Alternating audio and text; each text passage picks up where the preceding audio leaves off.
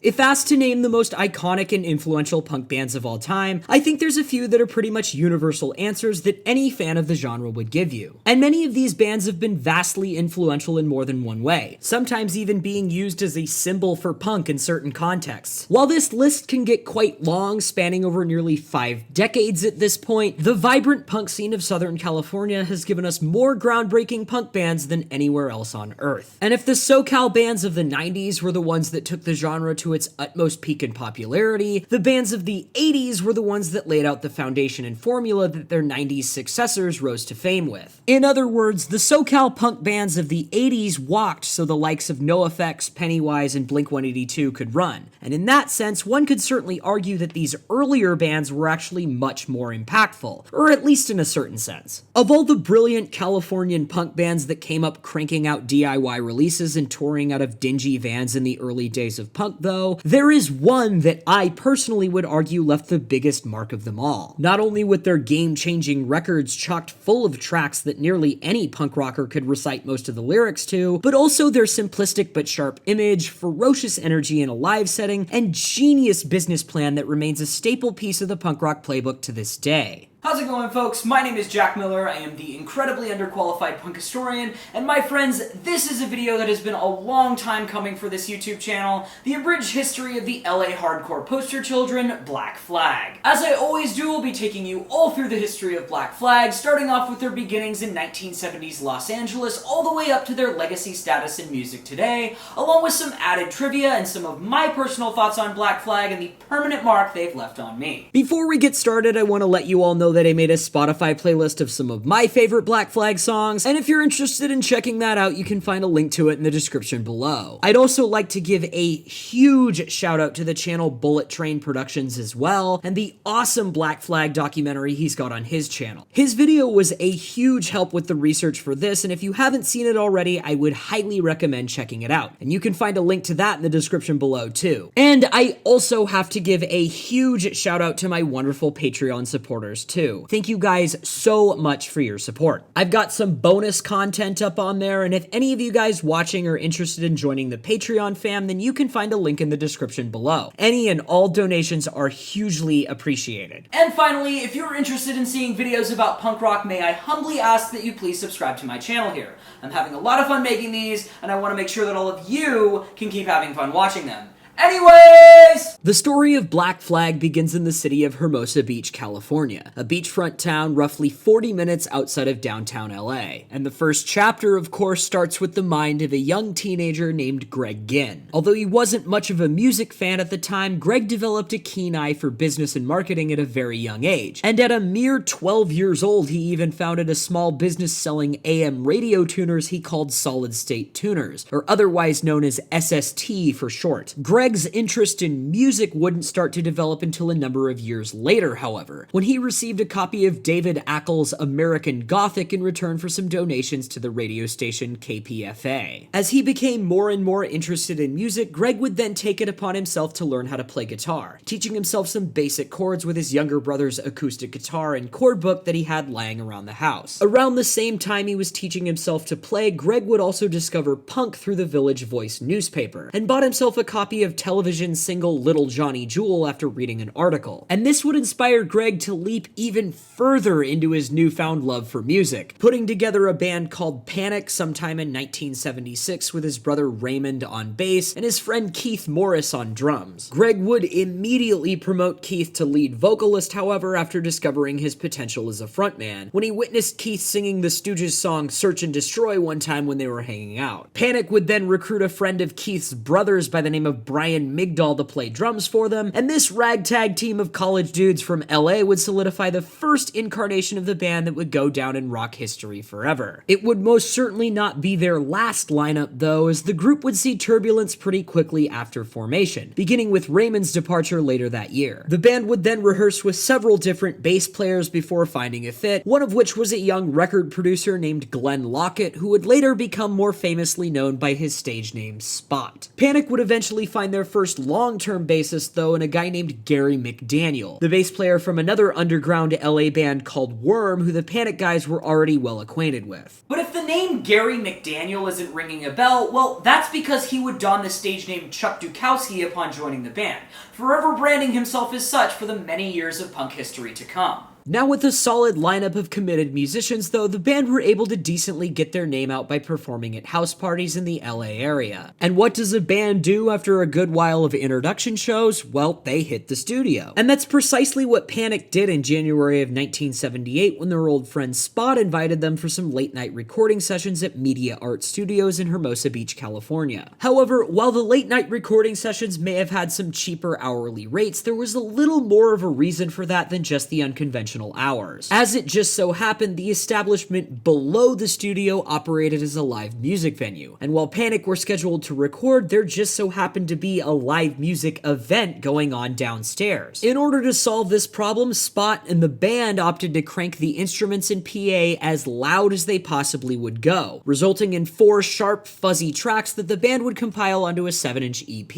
In fact, they had things turned up so loud in the studio that Greg didn't even need to use a distortion pedal for his amp, and the buzzy guitar tone that can be heard throughout the EP is purely a result of his volume level. Now, as I'm sure a lot of you guys probably know, the recordings I'm talking about here are those that make up the track listing of the beloved Nervous Breakdown EP. But the 7-inch wasn't issued by a band called Panic, it was issued by one called Black Flag. So when exactly did things change there? The band would discover there were several other LA-based bands named Panic after moving into a joint jam space and living quarters built in an old Baptist church. And after finding out this unfortunate news, the band decided to change their name. And obviously, they settled on the name Black Flag, which was originally a suggestion from Greg's brother Raymond. Although he may not have worked out as their bassist, Raymond Pettibone still found a way to make some major contributions to the band, and the name was certainly not the only thing. Raymond would also draw them up a logo of 4 black bars slightly out of place with one another, mimicking the way a flag moves when it blows in the wind. He would also be responsible for the iconic artwork displayed on many of the band's releases and show flyers, and I would definitely be one to argue that he's one of the most impactful punk artists of all time, pioneering a signature dark cartoon art style that would be reutilized and built upon by generations of punk bands, artists, and fans to come. And he would of course also be responsible for designing the legendary artwork on this EP the band was about to release. But even though Black Flag now had all the ingredients for a killer 7-inch, they still had a few hurdles to hop over before it could actually make its debut. The main thing they needed was of course a label, and Greg had actually been coordinating with one by the name of Bomp Records, which if you're not familiar was a local LA label responsible for several releases of other punk bands of the era like the Weirdos and the Zeros. However, this label would take a hit financially that same year and would be unable to put out the release, causing yet another delay. But this time, Greg would take matters into his own hands, rebranding his old radio tuner business of SST as a record label in order to put out the 7-inch. And although this type of DIY record label strategy was pretty much unheard of during this era, Greg managed to execute it beautifully. And Black Flag's debut 7-inch officially made its debut in January of 1979, one whole year after it was recorded. But before the record could be properly promoted, Black Flag would actually need to find themselves a new drummer, as Brian Migdal would part ways with them in late 1978. He would of course be replaced by the one and only Roberto Valverde, or otherwise known as ROBO, who just so happened to also be a resident of the church at the time. But since the EP came out several months after he joined the band, ROBO would actually be credited as the drummer instead of Brian, even though he didn't actually play on it. The band of course intended to host a release party in celebration of Nervous Breakdown's debut.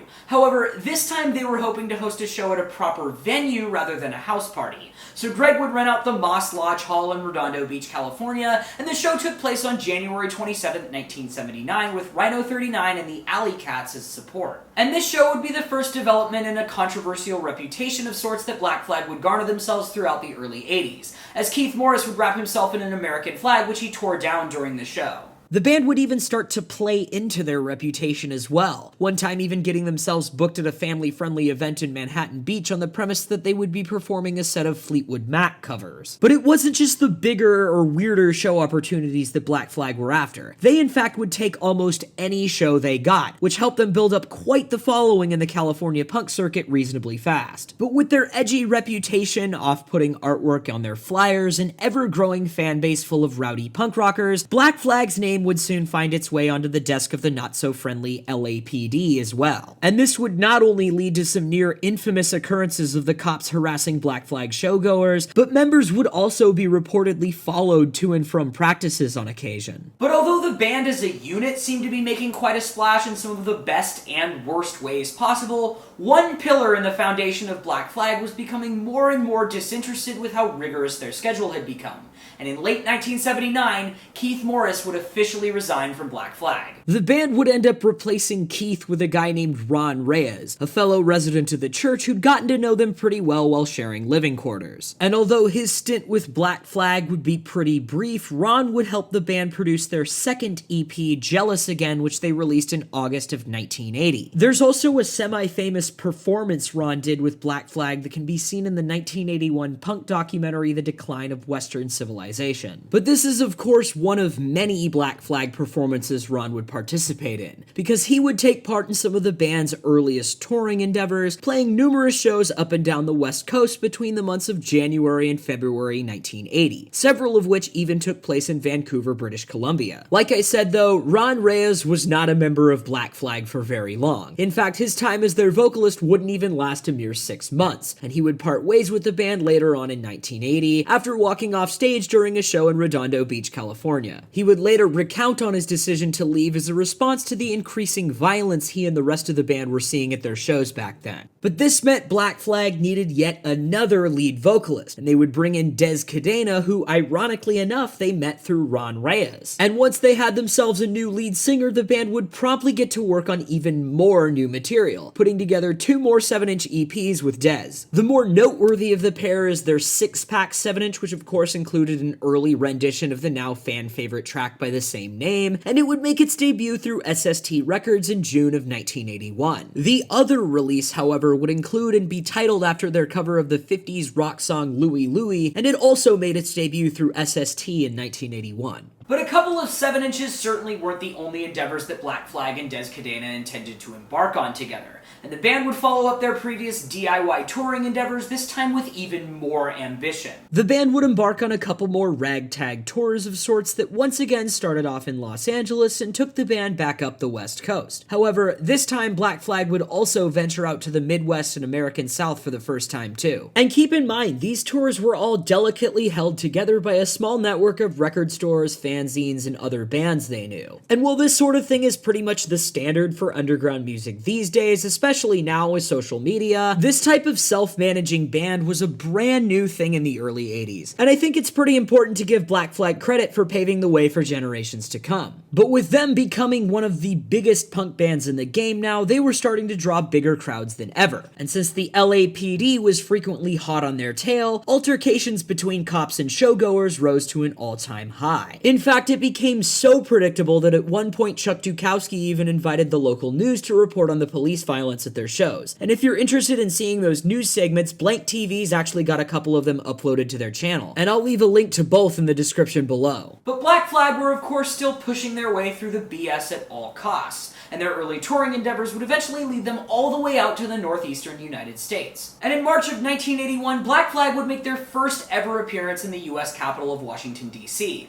where they would meet a very enthusiastic fan by the name of Henry Garfield. Henry would be lucky enough to score a demo off of Chuck before Black Flag took off on their next touring adventure. And while he waited for the band to return to DC on another tour, he listened to that thing religiously. Now, Henry already had a decent amount of experience singing in a punk band from his stint with State of Alert. But when he saw the kinds of escapades Black Flag were getting up to, he knew he had to see more of the action. And being the colossal Black Flag nut he was, Henry made a point to learn all of the lyrics from the demo tape. So when the band came back to DC DC, Henry not only knew all of the words from the tracks on their records, but everything on the demo as well. And as fate would have it, Black Flag just so happened to be looking for a new lead vocalist at the time. So a few days after the show in DC, Henry received a phone call at his job, inviting him to join the band for an audition in the East Village neighborhood of New York City. And knowing he had nothing to lose at his job serving ice cream for Häagen-Dazs, Henry hopped on a train up to New York to try out for Black Flag. And I think history kind of speaks for itself on how that audition went, since most of us here probably discovered Black Flag through the Henry era. But what I don't think gets talked about as often is that he was kind of a game changer for them as a band. Because Henry Garfield, soon to be known to the world as Henry Rollins, was about as over-the-top and hardcore of a punk frontman a band could have. He was ready to give his 100% into every show they played, and while the other three vocalists the band had before him were certainly competent, they didn't quite have the same charisma as Henry. And when it comes to high-energy music like punk and metal, you want a front person who's gonna jump around and amp people up. And as far as being a hype man in a band goes, Henry had the gift like nobody else. So much of that hardcore band with the buff, tattooed frontman has almost become a stereotype of the genre. And I honestly don't think it would be without the Henry Rollins era of Black Flag. After following Black Flag all the way back to California, Henry would make his debut on stage with the band in August of 1981,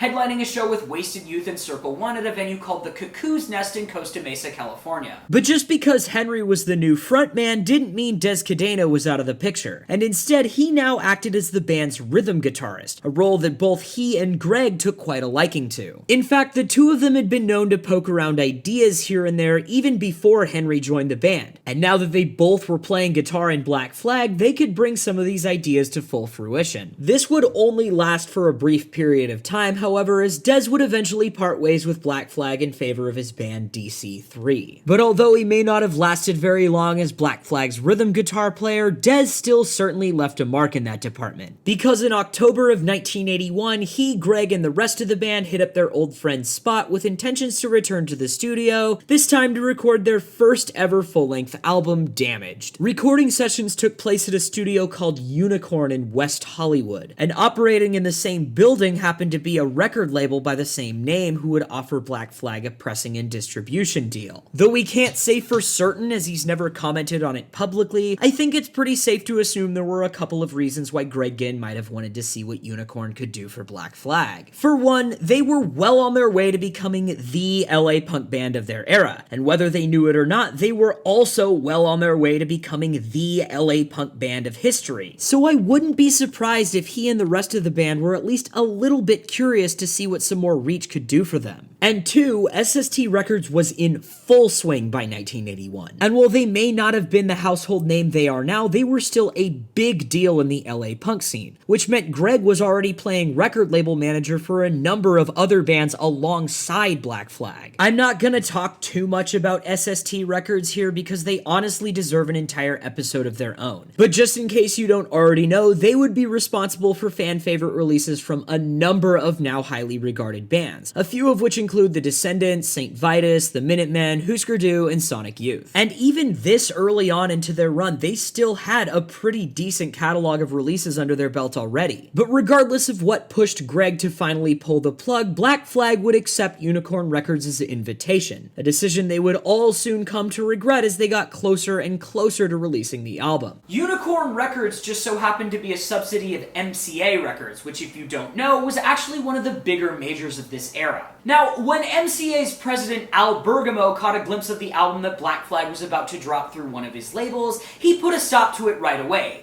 deeming it immoral and an anti-parent record. This meant Black Flag were yet again left to fend for themselves when it came to releasing and distributing their record. SST could of course come to the rescue in terms of release and promotion, but in terms of distribution, things got a little more complicated. You see, Unicorn Records had already printed 25,000 copies of this LP, all of which had an MCA label printed on the sleeve. But the band of course persevered, and they made do by printing stickers to place over the label, all of which featured a direct quote from Al Bergamo, as a parent, I found it an anti-parent record. And although this probably wasn't their wisest decision, the band still went ahead with it and hopped back out on the road with these modified records, this time for their first trip across the pond to the UK. And Black Flag's trip overseas proved to be quite the disaster of its own, as the tour saw the band coming into numerous conflicts with other bands and show attendees. Not to mention they'd also run into a fair amount of trouble with the local police as well. But just when things seemed like they couldn't get any worse, the tour would officially end in disaster when ROBO was detained at the airport after being caught with an expired visa, forcing him to return to his home country of Colombia. As I'm sure a number of you guys probably know, however, this would not be the last the US punk scene would see of ROBO, and he would actually end up joining the Misfits upon his return to the States. If you're interested in hearing more about that though, I've actually done an entire video about the Misfits, which you can find a link to in the description below. To solve the drummer problem though, the band would recruit the Descendants' Bill Stevenson. But while they may now have had one of the best drummers in California punk history on their team, Black Flag still had plenty of other problems to attend to. You see, Black Flag found out that Unicorn Records had been distributing copies of Damage on their own time, and the band weren't seeing any royalties. So, allegedly, Greg would contact the label and let them know that he, Black Flag, and SST considered their agreement void of contract. In response, however, Unicorn Records decided to file a lawsuit against the band, preventing them from recording and releasing any music under the name Black Flag. And if that wasn't enough already, they would also be served a hefty $200,000 fine. Greg and Chuck would be held in contempt of court as well and were both forced to spend a week in the LA County Jail after this all went down. The band knew they had to score some money fast with all this happening, so they issued a compilation of previously unreleased recordings called Everything Went Black in 1982. And although modern versions of this release of course have the band name printed on the cover, the original only featured the title. They would also put together a sizable show schedule, one of which was a Black Flag reunion extravaganza of sorts that took place at the Santa Monica Civic Center. And the band would certainly stack this bill for themselves, pulling in the Misfits and the Vandals as support and performing several reunion sets with ROBO, Ron Reyes, and Cadena. And although they wouldn't be able to pull Keith Morris back in, Merrill Ward from the LA band Overkill would fill in on the Nervous Breakdown songs. This would be regarded as one of the most famous performances in Black Flag history,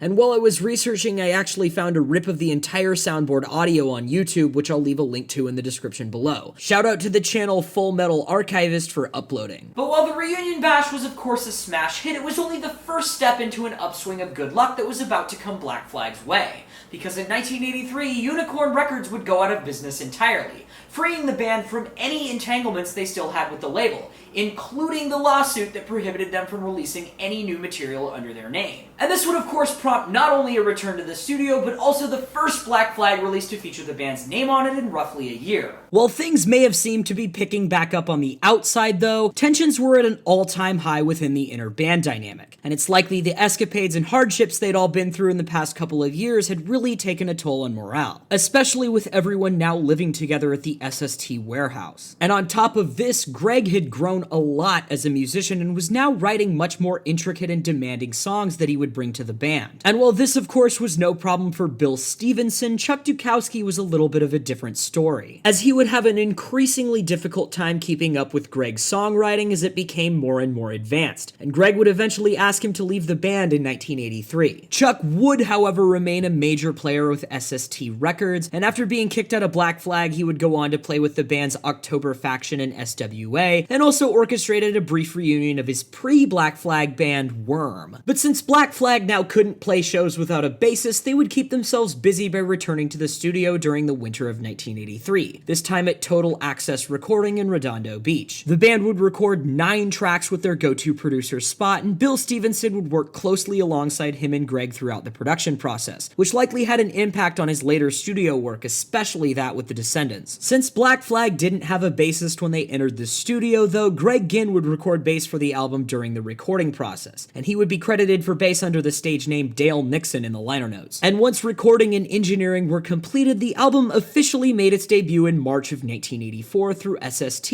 under the name My War, marking the second full-length release in Black Flag's catalog. While the production process was still working itself out though, the band would also hold auditions for bass players, finding their next long-term bassist in Kira Ross Roessler, the former bass player from Cadena's band DC3 that I mentioned earlier. And once she was up to speed, Black Flag would carry on their punk rock crusade deep into 1984, booking themselves another full US tour and a return trip to Europe as well, this time playing in the Netherlands, Sweden, and Germany for the first time ever. The band would also drop 2 more releases in 1984, the first of which was a mixed bag of sorts called Family Man. Its A-side featured Henry Rollins' spoken word material, and B-side a bunch of noodly avant-garde instrumental pieces composed almost entirely by Greg Ginn alone. I know some of you guys actually do check out my playlist, so if you're wondering why there's no tracks from this record in there, well, that's because I find every second of this release excruciating to listen to. The second of these albums, however, would be the far superior Slip It In LP that Black Flag would record with Spot at Total Access Recording again in June of 1984. This record would then be released right at the end of the year in December and stayed true to the sludgy, abrasive punk sound the band had developed for My War. But although most fans seem to have only good things to say about My War and Slip It In these days, Black Flag's audience just wasn't quite ready for the more ambitious material at the time. In fact, the band have recounted on numerous occurrences of audience members getting mad at them for playing songs that were a little bit longer or strayed too far from the standard punk rock sound. Black Flag and especially Henry Rollins have also spoken about their distaste for this senselessly close-minded elitism that plagued the punk scene in this era. And if you know me, then you know that I am 100% on their side with this one. And I applaud Black Flag for being one of the bands bold enough to stick up their middle fingers at that bullshit during a time when it was so widely accepted. I also have to say the experimentation Black Flag were doing during this era would not go unnoticed at all. And even though it may have taken a few years, I think we have Black Flag to thank for a lot of the noisier grunge and sludge metal stuff to come out of the early 90s. In other words, My War walked so Acid Bath and Tad could run. But although things may have seemed to be on the rise again, Black Flag was beginning to deteriorate from the inside out. In fact, Greg Ginn had even begun to lose interest in the band by this point,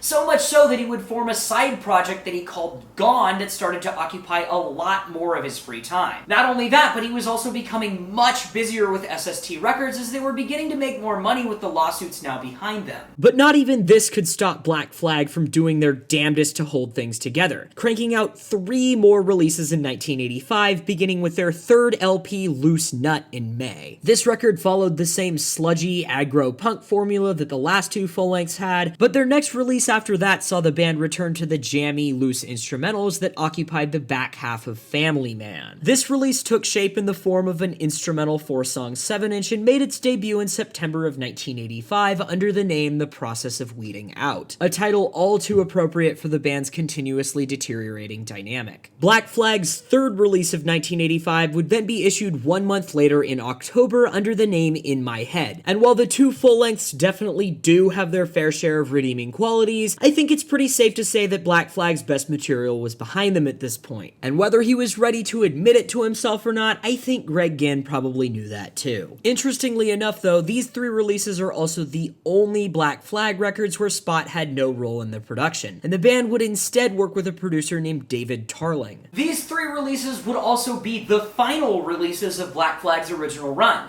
and with their inner dynamic only becoming more and more unstable, the band would eventually meet their end in 1986. There would be a handful of B-side and comp releases issued by SST after their initial split, as well as a short-lived supergroup Greg started with members of the Minutemen they called Minute Flag. But aside from that and a short reunion in 2003, Black Flag would remain completely dormant for the next 27 years, until Greg Ginn reformed the band with Ron Reyes in 2013. They dropped an album called What The in 2013 and have been sporadically touring and making festival appearances ever since, and other former Black Flag members including Chuck Dukowski, Bill Stevenson, and Keith Morris have also carried out a reunion of their own by the name of Flag. But instead of dissecting all the where are they now drama, I think it's a lot more important to now focus on the massive legacy Black Flag left behind. So I think the most apparent mark Black Flag left on the world is of course their definitive music. And although what we've considered hardcore punk for the last 30 years at this point is a great deal more aggressive than Black Flag's music, I think it's pretty safe to say we wouldn't have a lot of that music without them. Were they the only definitive hardcore band of this era? No, not by a long shot, but they are without without question one of the most important. Madball, Suicidal Tendencies, Osrotten, Gorilla Biscuits, Turnstile, Spaz, none of these bands would exist the same way they do now without Black Flag. And while Black Flag's music might be a little more direct of an influence for some than others, what really matters here is that they were one of the bands who got the seed planted. And just like other bands at the same level of importance, their influence can be felt from the top down. Which means if the biggest bands in hardcore have been influenced by Black Flag, then it's pretty safe to say almost everyone beneath them has been touched by Black Flag in some way or another too. And I don't think it's safe to limit their influence to just hardcore. They really are one of the pillar bands of punk overall. And I think this same lineage of influence can be followed down in really any punk scene to ever exist, as it seems most of the biggest punk bands of all time draw some kind of inspiration from Black Flag. Whether that's NoFX, Nirvana, Rancid, or even Green Day we're talking about. And again, while I think the influence is probably a lot more obvious with some than others, it still left its imprint somewhere down the line nonetheless. And it's not just punk we have to talk about here either. Black Flag is also a huge part of the foundation for modern metal. The beginnings of thrash and sludge metal are just as much a product of early hardcore punk as they are early heavy metal. And Black Flag being at the forefront of early hardcore, plus the fact that they were playing around with abrasive musical characteristics so early on, I think put them in the perfect position to revolutionize metal. Metal music has become increasingly more extreme with time, embracing all these abrasive elements that Black Flag helped pioneer. But before the noisy days of early hardcore punk, this kind of thing was pretty hard to come by in the metal scene. Keep in mind that Black Flag is from the same era as Iron Maiden, Motorhead, and Judas Priest. And while that stuff is of course just as important to the next chapter in metal, it wasn't going to invent extreme bands like Slayer, I Hate God, Obituary, and Bathory all on its own. The punk influence helped push metal into its next chapter just as much, and as far as American hardcore goes, Black Flag was just the most obvious choice because of how incredibly abrasive their music was for its time. And again, just like with punk, the influence is a lot more obvious with some than others, but the point is that it does exist somewhere down the lineage in truthfully most cases, and that's more than most bands can say about one major blanket genre, let alone two. And it's not just punk and metal either. I would say Black Flag left a permanent impact on the greater world of rock entirely. Perhaps they're not as crucial here, but still an important piece of the pie nonetheless. And a number of staple 90s and 2000s rock bands have some kind of punk influence, a lot of which can be traced back to Black Flag. But to say Black Flag's influence is limited to their music would be a criminal understatement. And truthfully, they were just as influential on the business side of music. The whole DIY philosophy is pretty common in almost all genres now, but in the late 70s it was virtually unheard of. All these risky tours, a band putting their music out themselves and starting their own label, these were brand new things for that time, and Greg Ginn pretty much pioneered all of it. Again, I wouldn't say Black Flag was the only band to make a mark here, but I personally believe them to be the most important. Not to mention, Greg Ginn is definitely the pioneer when it comes to the band guy owning a label thing. You can certainly argue that Brett Gurewitz and Fat Mike took it a great deal further, but again, Greg Ginn and SST walked so those guys and their labels could run. Plus, DIY music isn't just common these days, it's downright the norm in any underground scene. All of these bands and artists completely just putting themselves on through social media. I firmly believe that this has at least something to do with Black Flag and Greg Ginn's business plan. Of course, we had to take a few additional steps as a society and species to get here, but the point is that this is another place where Black Flag planted the seed. And lastly, we of course also have to talk about image and branding because there is truthfully no other punk band who did what Black Flag did. Raymond Pettibone's artwork completely redefined the punk aesthetic for the time, location, and environment. Like I said before, it had this really dark, morbid cartoon vibe to it, and once it made its debut alongside Black Flag, we started to see countless other bands put their own spin on this concept. To give you some examples, how about the MDC self-title, or Dan Seitz's work with RKL, or what about the legendary artwork Rick Clayton did for Suicidal Tendencies? Even an album cover like D.I.'s Horse Bites, Dog Cries, I'd say has Raymond Pettibone to thank for its aesthetic. And while we may have seen the concept take off to a nearly unrecognizable degree, the point is that Raymond Pettibone also planted the seed here. And he didn't just set a standard in defining the American punk aesthetic either, he was instrumental in defining it. But above all else, the image we truly know Black Flag for is of course the bar logo, or flag logo depending on how you want to look at it. And this was another first time for punk. This incredibly simplistic image proved something as bare bones as possible could actually become one of the most iconic band logos of all time. And just look at how many famous punk bands followed suit afterwards. Bad Religion, The Descendants, Alkaline Trio, Pennywise, DRI, and so many more bands would form their own identities with simplistic logos like this that are now unmistakable as theirs. And like I said, this is another thing that I truly believe Black Flag at the very least planted the seed with. So as far as branding goes, I'd say their logo might be the most important of them all. And just as I always do, I will be leaving you all with some of my thoughts on Black Flag and the mark they've left on me. Black Flag was one of the first punk bands I ever got into, and I first heard Damage when I was about 13 years old. And I've got far more than a few memories of listening to their music throughout my adolescence and even covering their songs in my old bands. In fact, my high school punk band used to cover Rise Above so often that a lot of our friends would almost expect us to play it whenever we did shows. But I'd say their DIY ethics are what left a much longer lasting impact. I still and always will love their music for sure, but to see a band so committed to doing things their own way on their own terms at a time when that was completely unheard of is one of the most inspiring stories I've ever heard. Truthfully, I don't think I ever would have had the thought to start this YouTube channel without it, or even start any band I've been a part of as well for that matter. Black Flag proved to the world that you absolutely can and fucking should find your path on your terms, whether that's with music, film, art, or anything. And as that seems to have left a permanent mark on music and art culture overall, I certainly am not exempt from it. I've always really loved Raymond Pettibone's artwork too, and although I'm by no means a professional when it comes to visual art, I'm certainly a huge fan of his work, and I'd say it's shaped some of the artwork I've used for bands I've been in the past. And finally, I suppose you could say Black Flag certainly left a physical mark on me too, because like many a punk rocker, I've got some big Black Flag bars tattooed on my leg. Well, I think that about sums up our crash course here on Black Flag. This video has seriously been a long time coming, just like I said, and it's great to finally have it up here on the channel. But that's enough for me. I want to hear what you guys have to say. What's your favorite Black Flag release? How did you first get into them? What do you think their biggest mark on music was? Let me know in the comments. Thanks a lot for watching.